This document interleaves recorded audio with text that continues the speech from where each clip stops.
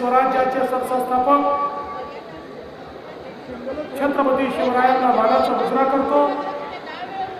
भारतीय राज्यघटनेचे शिल्पकार भारतरत्न डॉक्टर बाबासाहेब आंबेडकर यांना मानवंदना अर्पित करतो आणि ज्यांनी खऱ्या अर्थानं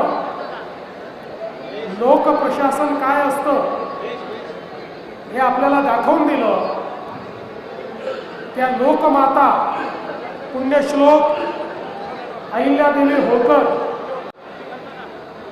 यांच्या अश्वारूढ पुतळ्याच्या लोकार्पण सोहळ्याच्या निमित्ताने आणि त्यासोबत महावितरणच्या उपकेंद्राच्या भूमिपूजन समारोहाच्या निमित्ताने मंचावर उपस्थित असलेले आपले पालकमंत्री चंद्रकांत दादा पाटील, सन्माननीय खासदार श्री विशालजी पाटील, सन्माननीय आमदार श्री सदाभाऊ खोत, श्री इद्रिसजी नायकवाडी, सन्माननीय आमदार श्री सुधीर दादा गाडगीळ, जयंतराव पाटील, सुरेशजी खाडे, गोपीचंदजी पडळकर, सत्यजितजी देशमुख, विश्वजित कदम,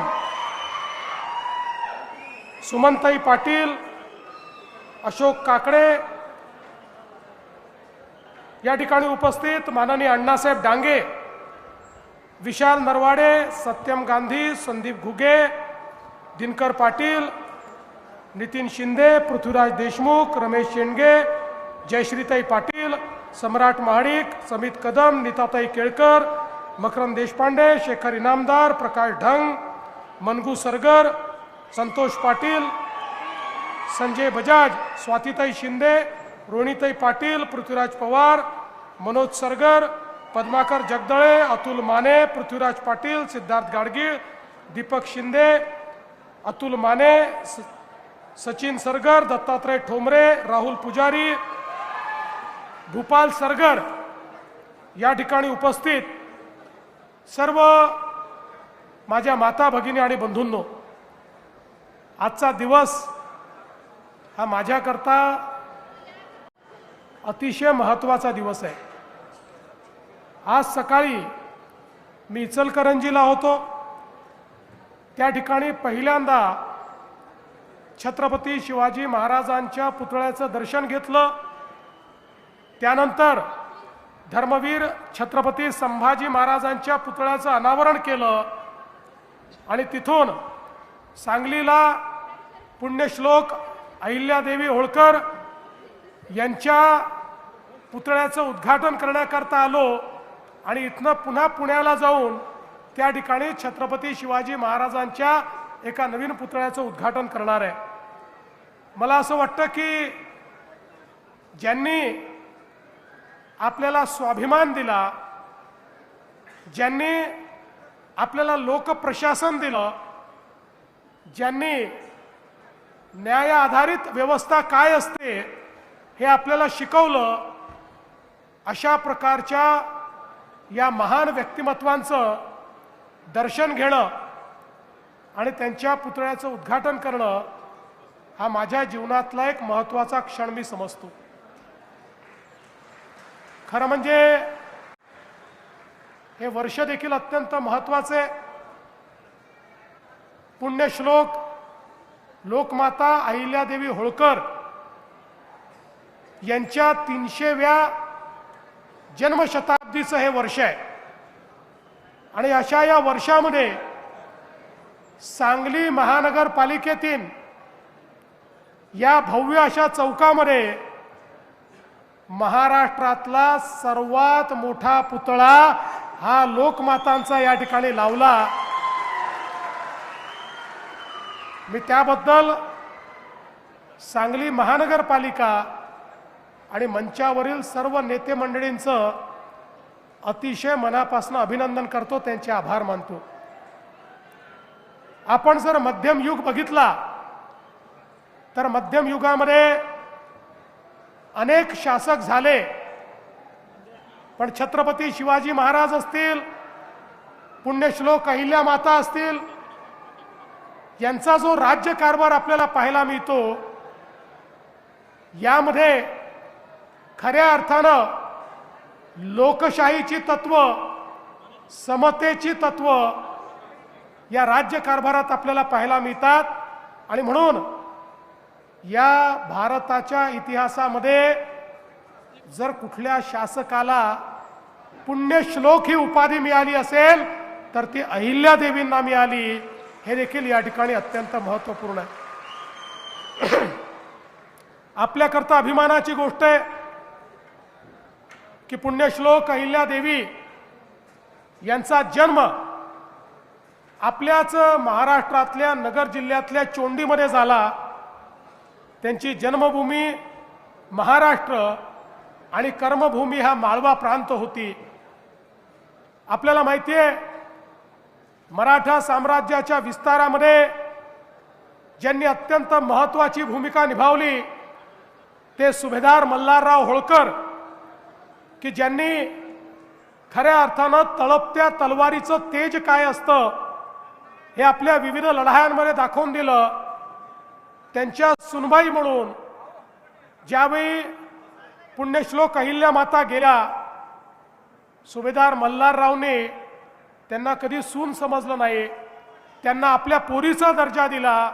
आणि त्या माध्यमातनं आपल्याला कल्पना आहे की पुढच्या काळामध्ये पतीच्या निधनानंतर ज्यावेळी त्यावेळच्या अतिशय अनिष्ट अशा प्रकारच्या प्रथेप्रमाणे त्यांनी सती जाण्याचा निर्णय घेतला, त्यावेळी मल्हारबांनी त्यांना सांगितलं की या राज्याची जबाबदारी तुला सांभाळायची आहे, या जनतेची जबाबदारी तुला सांभाळायची आहे, या जनतेला उत्तरदायी तुला व्हायचं आहे.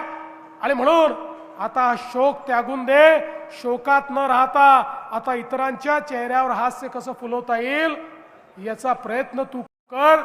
आणि त्यातनं प्रेरणा घेऊन आपल्याला कल्पना आहे की पुण्यश्लोक अहिल्यादेवींनी 28 वर्ष सतत राज्यकारभार चालवला. आणि एखादा राजा, एखादी राणी ही कशी असू शकते याचं प्रचंड मोठं उदाहरण हे आपल्याला पाहायला मिळालं. सगळ्यात महत्त्वाचं आपल्याला माहिती आहे की मुघलांच्या आक्रमणामध्ये आमच्या संस्कृतीची पाळंमुळं मिटवण्याचं काम हे मुघलांनी केलं. राम मंदिर तोडलं, काशी विश्वेश्वराचं मंदिर तोडलं, गयेचं मंदिर तोडलं. सगळे आमचे जे पुण्यस्थळं होते, जे आमच्या धर्माचे, संस्कृतीचे प्रतीक होते, हे सगळे तोडण्याचं काम हे त्या ठिकाणी मुघलांनी केलं.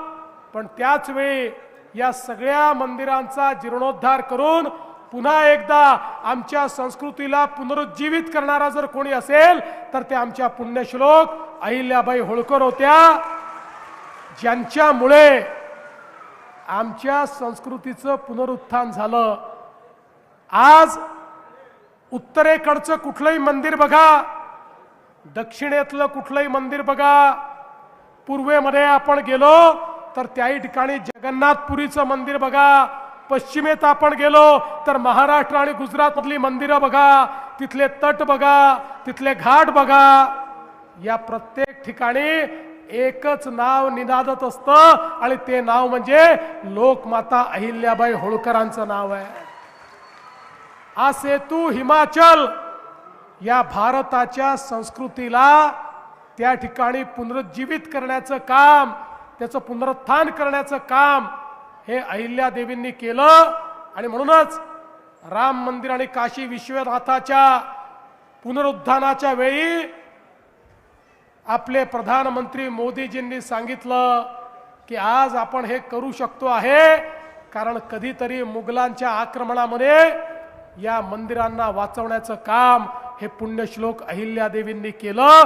आणि म्हणून आज याची निशाणी आपल्याकडे उपलब्ध आहे. पण बंधू भगिनींनो, त्याही पेक्षा महत्त्वाचं काय आहे, एवढा संपूर्ण उत्तर, दक्षिण, पूर्व, पश्चिम सगळ्या भागामध्ये इतक्या मोठ्या प्रमाणात जीर्णोद्धार अहिल्यादेवींनी केला. पण हा सगळा जीर्णोद्धार हा त्यांनी स्वतःच्या पैशातनं केला। जो माहेश्वरचं त्यांचं राज्य होतं, माळव्याचं जे राज्य होतं, त्या राज्याच्या तिजोरीतून एकही पैसा त्यांनी घेतला नाही, तर वैयक्तिक त्यांचं जे इन्कम होतं, वैयक्तिक त्यांच्याकडे जो निधी होता, त्या निधीतनं लाखो लाखो रुपये खर्च करून संपूर्ण देशामध्ये त्यांनी जीर्णोद्धाराचं काम केलं आणि आपल्या राज्यातला पैसा मात्र राज्यातल्या सामान्य गोरगरीब जनतेच्या हिताकरता वापरण्याचं काम त्यांनी केलं। खऱ्या अर्थानं न्यायप्रिय राजा म्हणून, राणी म्हणून त्यांच्याकडे पाहिलं जातं, कारण त्यांनी विधवांच्या संपत्तीचा अधिकार बहाल केला। त्या काळामध्ये एखादी महिला विधवा झाली की तिची संपत्ती जप्त होत होती।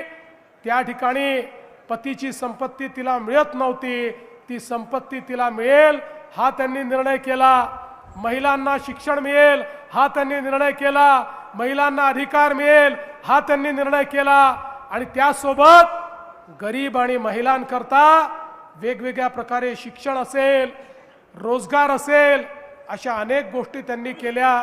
आपल्याला माहिती आहे माहेश्वरमध्ये त्यांनी साडीचा आणि विणण्याचा व्यवसाय आणला, विणकर आणले, त्यातनं अतिशय तलम कापड तयार केलं आणि माहेश्वरचं कापड आणि माहेश्वरच्या साड्या केवळ भारतामध्ये नाही तर भारताबाहेरही जायला लागल्या आणि मोठ्या प्रमाणात रोजगाराची निर्मिती करणाऱ्या अहिल्यादेवी होत्या। एवढंच नाही तर आपलं राज्य हे सुरक्षित राहिलं पाहिजे म्हणून पहिल्यांदा 17 प्रकारचे कारखाने त्या माहेश्वर राज्यामध्ये उघडणाऱ्या अहिल्यादेवी होत्या। त्या माहेश्वर राज्याला किंवा माळवा प्रांताला सुरक्षित ठेवण्याकरता जो दारुगोळा लागायचा, ज्या तोफा लागायच्या, जे शस्त्रास्त्र लागायचे, हे सगळे त्यांच्या स्वतःच्या कारखान्यामध्ये तयार व्हायचे आणि त्याच्या माध्यमातून त्या ठिकाणी एक प्रकारे रोजगाराची निर्मिती व्हायची आणि आपलं राज्य देखील पूर्णपणे सुरक्षित त्या ठेवायच्या। त्या काळामध्ये घाटामध्ये ज्यावेळी दरोडेखोरांचा सुळसुळाट झाला त्यावेळी रानावनात राहणाऱ्या भटक्या आदिवासी सगळ्यांना एकत्रित करून त्यांची सेना तयार करून त्यांना त्या ठिकाणी प्रशिक्षित करून त्यांच्या हातामध्ये शस्त्र देऊन त्यांनाच त्या घाटाची रानावनाची सुरक्षा दिली आणि लोकांना लुटणारे जेवढे लुटारू होते त्या लुटारूंवर कारवाई करण्याचं काम हे अहिल्यादेवींनी केलं। एवढंच नाही तर पहिल्यांदा महिला सैनिकांची तुकडी तयार करणाऱ्या देखील अहिल्यादेवी होळकर होत्या, ज्यांच्याकडे स्वतंत्र आमच्या महिलांची सैनिकांची तुकडी होती आणि स्वतः लोकमाता अहिल्यादेवी लढाईमध्ये समोर असायच्या, हत्तीवर बसून लढाईचं नेतृत्व करणाऱ्या अशा प्रकारच्या वीरांगना आमच्या लोकमाता अहिल्यादेवी होत्या। न्यायालयाची स्थापना केली। आपण आज जी न्यायालयाची पद्धत पाहतो तसं ग्राम न्यायालयापर्यंत प्रत्येक ठिकाणी न्यायालय त्यांनी तयार केले आणि सगळ्या न्यायाधीशांना सांगितलं गरिबाला न्याय मिळाला पाहिजे। न्याय जर श्रीमंतांनी विकत घेतला, श्रीमंताच्या दबावात येऊन केवळ तुम्ही न्याय दिला तर तुम्हाला पदच्युत करण्यात येईल हे सांगणाऱ्या लोकमाता होत्या आणि म्हणून त्यांच्या राज्यामध्ये गरीबातल्या गरीबाला देखील न्याय होता। ही न्यायप्रिय व्यवस्था तयार करणाऱ्या लोकमाता होत्या आणि म्हणून त्यांच्या राज्यकारभाराच्या संदर्भात आपण अनेक गोष्टी सांगू शकतो। मध्यंतरीच्या काळामध्ये त्यांच्या 300व्या जयंतीच्या निमित्ताने या ठिकाणी आपण एक अतिशय सुंदर अशा प्रकारचं एक फोटो बुक तयार केलं ज्याच्यामध्ये सुंदर असे त्यांच्या इतिहासाचे फोटोग्राफ आणि त्याचा इतिहास लिहिला आणि मला सांगताना आनंद वाटतो हे जे पुस्तक आहे ते महाराष्ट्र शासनाच्या वतीनं भारतातल्या सगळ्या मुख्यमंत्र्यांना आणि सगळ्या गव्हर्नरला मी पाठवलं आणि त्यांना सांगितलं की राज्यकारभार कसा चालला पाहिजे हे लोकमातेकडनं शिकण्याकरता हे पुस्तक मी तुम्हाला देतो आहे। आणि खऱ्या अर्थानं चोंडीचा विकास आराखडा आज अण्णासाहेब डांगे या ठिकाणी आहेत। अण्णासाहेबांनी चोंडीमध्ये पहिल्यांदा त्या ठिकाणी आमच्या लोकमातेचं जे स्मारक आहे ते स्मारक तयार करण्याचं काम हातामध्ये घेतलं। आता एक मोठा आराखडा आपण तिथे करतोय आणि त्यांच्या या जन्मशताब्दीच्या निमित्ताने आपण त्यांनी जे बावड्या तयार केल्या, जे तलाव तयार केले, त्या ठिकाणी जे मंदिरं तयार केली, या सगळ्यांचं पुनरुज्जीवन करण्याचं काम आता आपल्या हातामध्ये घेतलेलं आहे। खरं म्हणजे त्यांच्या कार्याबद्दल मी कितीही वेळ बोललो तरी तो कमी पडेल। इतकं मोठं कार्य म्हणजे एकीकडे शौर्य होतं, दुसरीकडे धर्मप्रियता होती, तिसरीकडे प्रशासन होतं आणि चौथीकडे समता होती, न्यायाचं राज्य होतं। अशा सगळ्या गोष्टी या त्या राज्यामध्ये त्यांनी प्रस्थापित करून दाखवल्या। आणि म्हणून मी एवढंच सांगतो, जोपर्यंत चंद्र आणि सूर्य आहे तोपर्यंत लोकमाता अहिल्या देवींचं नाव हे आपण घेतच राहू, हा विश्वास या निमित्ताने व्यक्त करतो। आणि म्हणूनच आज हा अतिशय सुंदर पुतळ्याचं उद्घाटन आपण या ठिकाणी केलंय। त्यासोबत आपण 5 उपकेंद्र देखील दिली आहेत। खरं म्हणजे महाराष्ट्राच्या इतिहासात पहिल्यांदा झालं की एखाद्या शहराला एकाच वेळी 5 उपकेंद्र मिळाले आणि यामुळे मोठ्या प्रमाणात विजेची जी आपली क्षमता आहे ती वाढणार आहे। त्यासोबत मला याही गोष्टीचा आनंद आहे की आज जिल्हा प्रशासनाने झोपडपट्टीमध्ये पट्टे वाटप सुरू केलेलं आहे। संपूर्ण महाराष्ट्रात झोपडपट्टीत राहणाऱ्या गरिबांना मालकी हक्काचे पट्टे देण्याचा आपला उपक्रम आहे। त्यात आज सांगली, मिरज, कुपवाडमध्ये देखील ही व्यवस्था सुरू झाली। त्याबद्दल देखील आपलं मी मनापासून अभिनंदन करतो। आणि पुढच्या काळामध्ये आपल्याला कल्पना आहे की आपण फ्लड डायव्हर्शनच्या माध्यमातून 500 कोटी रुपयाची कामं सुरू केलेली आहेत, ज्यामुळे सांगली आणि कोल्हापूरमध्ये जे पुराचा धोका सातत्याने तयार होतो, लोकांची घरं बुडतात, लोकांची शेती त्या ठिकाणी बुडत असते, मोठं नुकसान गावांमध्ये आणि शहरामध्ये होते। या संदर्भात वर्ल्ड बँकेच्या माध्यमातून आपण पूर नियंत्रणाचं 500 कोटी रुपयाचं काम हे आता सुरू केलेलं आहे आणि हे काम झाल्यानंतर हा पुराचा फटका देखील या ठिकाणी पडणार नाही। पुढच्या काळामध्ये शेरी नाल्याचं काम आपल्याला हातामध्ये घ्यायचं आहे।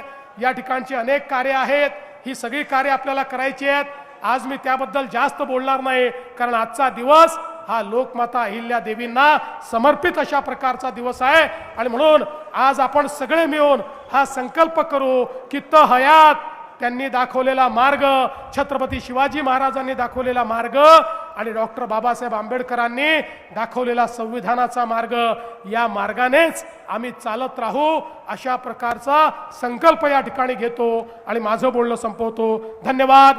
जय हिंद, जय महाराष्ट्र। अतिशय उत्तम पुतळा करणाऱ्या गजानन सरगरांचा